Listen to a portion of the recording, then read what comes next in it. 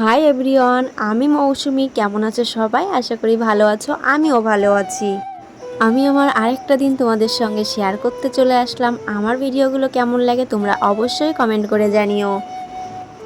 চলো এইবার ঝটপট করে বাইরের দিকে যাওয়া যাক। বাইরের দিনটাও তো শুরু করতে হবে, তাই না?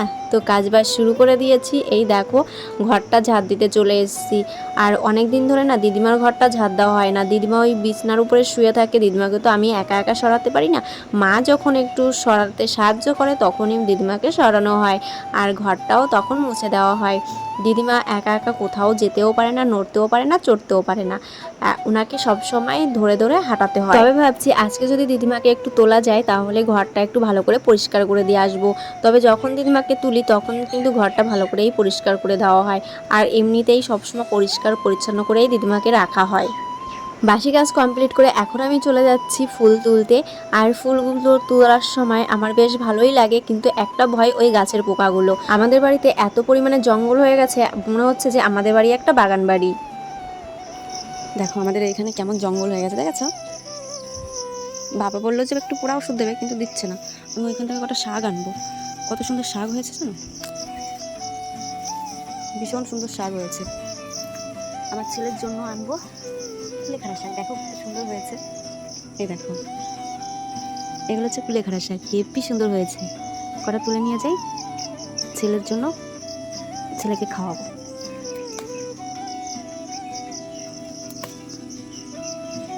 মা কটা লাগিয়েছিল অল্প কটা, সে এই গাছগুলো এখন এত সুন্দর হয়েছে, মানে কি বলবো, বলার মতন না।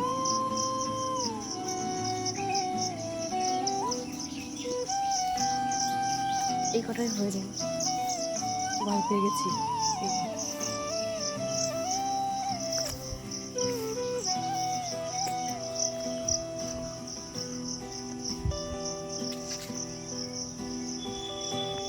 এই যে এখানে ডিম সিদ্ধ বসিয়ে রেখে গেছিলাম, এই যে হচ্ছে। আর এই যে আমি পাতাগুলো এনেছি, এখন আমি বেছে নেব পাতাগুলো ভালো করে। তো চলো পাতাগুলো বাছি।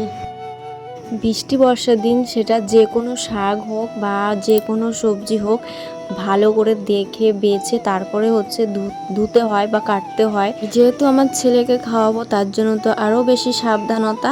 আমার ছেলে এইসব খেতে একটু বেশ ভালোই বাসে। কেন বলো তো? ছোটোবেলা থেকে ওকে যতই বড় নিম পাতা বা কালো মেঘের পাতা যতই তিতো হোক, ওকে যদি একটু রস করে দিই ও বেশ খেয়ে নেয়। কিন্তু নিম পাতা যদি আমি চিবিয়ে খেতে বলি ও কোনোদিনই খাবে না। ছোটবেলা থেকে আমার ছেলের বায়নাটা খুব অল্প, মানে সীমিত পরিমাণে। ওকে ছোটবেলা থেকে শেখানো হয়েছে যতটা তোমার বাপি ইনকাম করে ততটাই তোমাকে দেওয়া হবে, তার থেকে বেশি কখনোই দেওয়া হবে না। এই জিনিসটা প্রতিটা বাচ্চার ক্ষেত্রেই করা উচিত, যে বাবা মায়ের যতটা ইনকাম ততটাই দিতে হবে। হ্যাঁ, তবে বাবা মায়ের প্রচুর টাকা থাকলো আর আমি সেই পরিমাণে বাচ্চাকে টাকা পয়সা দিলাম, সেই বাচ্চা নষ্ট হয়ে যাবে। তাকেও পরিমাণটা শেখাও, টাকা পয়সা কিভাবে কোথায় খরচ করতে হয় সেটা তাকে শেখাতে হবে, বোঝাতে হবে। আমি অনেকটাই আমার ছেলেকে এই পথে নিয়ে এসেছি, মানে ভালো পথে। জানি না আমার ছেলেকে আমি কতটা শেখাতে পারবো, তবে একটা জিনিস আমার খুব ভালো লাগে, আমার ছেলে এখনো পর্যন্ত একটা মিথ্যা কথা বলতে পারে না। মানে ছোটোবেলা থেকে ওই একটা অভ্যাস, ও মিথ্যা কথা বলতে গেলে থতমতো খায়, আর আমি তখনই ধরে ফেলি। আর আমি সবসময় বলি বাবা কখনোই মিথ্যা কথা বলবে না, তার জন্য ও মিথ্যা কথাটাও শেখেনি বলা। যখনই স্কুলে যা হয়েছে, যাকে মেরেছে, যে ওকে মেরেছে, ও যাকে মেরেছে, ও বাড়িতে এসে বলে দিয়েছে মা আমার সঙ্গে ও এরকম করেছে, আমি কিন্তু তাকে ওরকম মেরেছি। তোমাকে যদি কেউ নালিশ করে আমার কথা কিন্তু বিশ্বাস করবে। আর আমি তখনই বলি হ্যাঁ বাবা, তুমি যদি সত্যি কথা বলো তাহলে আমি তোমার কথাটা বিশ্বাস করে নেব। আর আমি আমার ছেলের সব সত্যি কথার প্রমাণও পেয়েছি, যে আমার ছেলে কতবার আমাকে সত্যি কথা বলেছে আর কতবার মিথ্যা কথা বলেছে। ও কিন্তু জীবনে এখনো পর্যন্ত আমার সঙ্গে একটা মিথ্যা কথাও বলেনি। তার কারণ কি জানো? আমি সবসময় ওর সঙ্গে বন্ধুর মতন ব্যবহার করি, আর সবসময় ওর সঙ্গে খেলার সাথেও আমি, আর ওর খেলার সঙ্গেও আমি, আর আমার খেলার সঙ্গেও ও। এর জন্যই ও আমার সঙ্গে কোনো সময় মিথ্যা কথা বলে না। যখনই যেটা করে সবসময় আমার কাছে শেয়ার করে, আর ওর বন্ধু হয়েই থাকি আমি সবসময়। প্রতিটা মায়ের উচিত তার বাচ্চাদের সঙ্গে বন্ধুর মতন ব্যবহার করা, তাহলে দেখবে তোমার বাচ্চাগুলো খুব ভালো হবে আর তোমাদের মতনই হবে, তোমরা যেভাবে তৈরি করবে। অনেক কথা বলে ফেলেছি, আর দেখো কথা বলতে বলতে আমার অনেক কাজ করা কমপ্লিটও হয়ে গেছে। দোকান ঘরে চলে এসেছি, দোকান ঘরটা মুছতে, তারপরে আবার বারান্দাটুকুন মুছবো। তো কাজের শেষ নেই, কাজ করতেই আছি, কাজের শেষ নেই। ছেলেকে ওইদিকে ডিম সিদ্ধ তারপরে রস সবগুলো দিয়ে এসেছি, ও বসে বসে খেয়েও ফেলেছে। তারপরে বললাম বাবা আমি একটু কাজ করে আসি, তুমি বই পড়ো। তারপরে আমি চলে আসলাম এদিকে কাজ করতে। ও আজকে স্কুলে যায়নি। আমি বললাম আজকে শনিবার কেন স্কুলে যাবে না, কালকে তো আবার রবিবার, দুদিন ছুটি করবে, এমনিতেই তো রবিবারে ছুটি থাকে, তারপরে তুমি আজকেও ছুটি করছো। তা বললো না মা আজকে যাবো না, আমার ভালো লাগছে না। তারপরে আমি বললাম যে ঠিক আছে। আমার ছেলে যখন আমাকে বলে যে আমার ভালো লাগছে না, তখন আমি আর জোর করি না।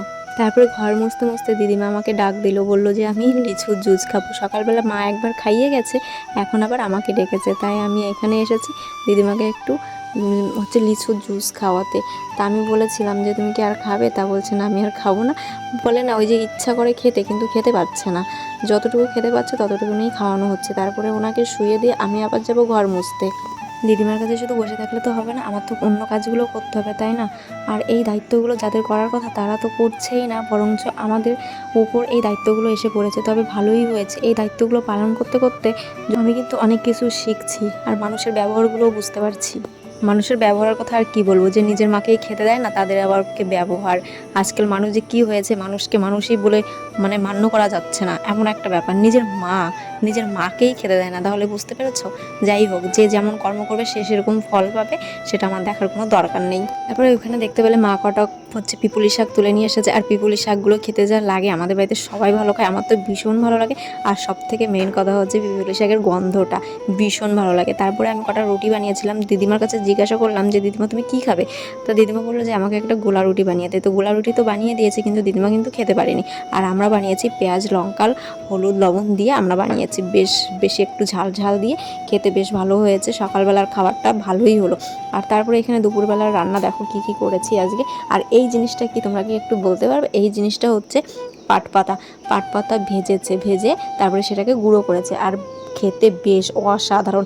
আমার সেই ছোটোবেলার কথা মনে পড়ে গেলো, যখন আমরা বাপের বাড়িতে অনেক লোক ছিলাম, তখন এরকম পাট পাতা ভেজে মা কাকিমারা দিত, আর সেই টেস্টটা আজকে আমি পেয়েছি। ভীষণ ভালো লাগলো, ভীষণ ভালো। আর আমার সেই ছোটোবেলার কথা মনে পড়ে গেল। আর এইখানে বসেছি একটু নেল পলিশ লাগাতে। অনেক দিন ধরে আমার হাতে নেল পলিশ করা হয় না, আর কি বলবো, নিজেকে একটু গোছানোর টাইমও পাচ্ছি না, সেরকম একটা ব্যাপার। তো আজকে বসেছি একটু নেল পলিশ পরতে, আর দিদিমাকে চেয়ারে বসিয়ে রেখেছি, এইখানে বসে আছে। বলেছে যে আমাকে একটু চেয়ারে নিয়ে বসিয়ে রাখ, আমি একটু বসে থাকি, সারাদিন তো শুয়েই থাকি, তার জন্য ওনাকে চেয়ারে এনে বসিয়ে রাখা। এই ভাতটা আগে প্রচুর পরিমাণে খাওয়া হতো, জানো তো, ভীষণ ভালো লাগে। এই পান্তা ভাত পেঁয়াজ রসুন ডিম দিয়ে লঙ্কা দিয়ে ভীষণ ভালো লাগে। কিন্তু মাঝে মাঝে ডিমও দিতাম না, আর মাঝে মাঝে ডিম দিতাম। এটা কিন্তু বেশ টেস্টি লাগে আমার কাছে। তোমাদের কাছে কেমন লাগে তোমরা অবশ্যই জানিও, আমার তো বেশ ভালো লাগে। এক এক করে সবাই কিন্তু দিদিমাকে দেখতে আসছে, শুধু ওনার বাড়ির লোক ছাড়া সবাই দেখতে আসছে। আগেও কয়েকজন দেখে গেছে দিদিমাকে, শুধু ওনার ফ্যামিলির কেউ আসছে না দেখতে। ফ্যামিলি বলতে ভুল হবে, ওনার মেজো ছেলে তো আসছেই না, মেজো ছেলের ঘর থেকেও কেউ আসছে না দেখতে। তো বোঝো সবাই দেখতে আসছে, ওনার তো এখন মরার সময় হয়ে গেছে, জানি না কতদিন বাঁচবে। তাহলে এত শত্রুতা করে কী লাভ? শেষ সময় যদি তোমরা না দেখতে আসো, তাহলে ওরকম ছেলে থাকার থেকে না থাকা ভালো। আমি কি খারাপ বলেছি? খারাপ বলিনি। তবে তারপরে দেখো এইখানে তোমাদের দাদা ভাই মাংস এনেছে, এদিকে কাণ্ডও ঘটে গেছে। এদিকে তোমাদের দাদাভাইও মাংস এনেছে, এদিকে বাবাও মাংস নিয়ে এসেছে, 2 প্যাকেট মাংস। দেখো এই 2 প্যাকেট মাংস নিয়ে আমরা কি হাসাহাসি। এদিকে বাবা এনেছে, এদিকে তোমাদের দাদাভাই এনেছে। এখন তার জন্য আমি কাটতে বসে গেছি 2 প্যাকেট মাংস। এখন কটা বাজে জানো? রাত 9:30 বাজে। এখন আমি ভাতও বসাইনি, আমি জানি না কখন ভাত বসাবো, কখন রান্না হবে, কখন খাওয়া হবে। তবে এই যে কাটতে বসে গেছি, ঝটপট করে এখন কেটে নেব, আর তারপরেই ভাত বসাবো, রান্না করব, সব কিছু করবো। মা ওইদিকে পেঁয়াজ রসুন কেটে এনে দিয়েছে আমাকে, আর সেইগুলোকে আমি এই যে মিক্সি করে নিচ্ছি। যা মাংস এনেছে মনে হচ্ছে 2 দিন ধরে খাওয়া হবে। আজকে তো খাওয়া হবে, কালকে সারাদিনই চলবে মাংস। জানি না সারাদিন খেতে খেতে কী অবস্থা হবে। এমনি গরমের সময়, তারপরে বৃষ্টি হচ্ছে মাঝে মাঝে, তারপরে বৃষ্টির মধ্যে যে এত গরম পড়ছে ধারণার বাইরে। তো এই যে আমার মিক্সি করা কমপ্লিট হয়ে গেছে এখন, আর রান্নাটাও বসিয়ে দিয়েছি। এখানে আলু ভাজছি, আলুটা আগে ভেজে নেবো। তোমাদের দাদাভাই বললো যে আজকে মাংসের মধ্যে একটু আলু দাও, ভালো লাগে আলুগুলো খেতে, তাই আলু দিয়ে দিচ্ছি। গাছে তো পেঁপে নেই, আর রাত্রিবেলা তো গাছ থেকে পেঁপে পাড়াও যাবে না, তার জন্য আলুই দিয়ে দিচ্ছি। পেঁপে দিলেও কিন্তু বেশ ভালোই লাগে। তারপরে রান্না টান্না এই যে করছি, রান্না বসিয়ে দিয়েছি, মাংস চাপিয়ে দিয়েছি। তো চলো আজকের ভিডিওটা কেমন লাগলো, ভিডিওটা যদি ভালো লাগে লাইক কমেন্ট শেয়ার সাবস্ক্রাইব করে দিও, আর যারা ফেসবুক থেকে দেখছো তারা ফলো করে নিও। আর তত সময় সবাই ভালো থেকো, সুস্থ থেকো, আর সবাইকে ভালো রেখো, হাসি খুশি রেখো। আর যারা এখনও পর্যন্ত আমার চ্যানেলকে সত্যি বলছি সাবস্ক্রাইব করোনি, একটু সাবস্ক্রাইব করে নিও। আর যারা ফেসবুক থেকে দেখছো তারা ফলো করে নিও। চলো টাটা।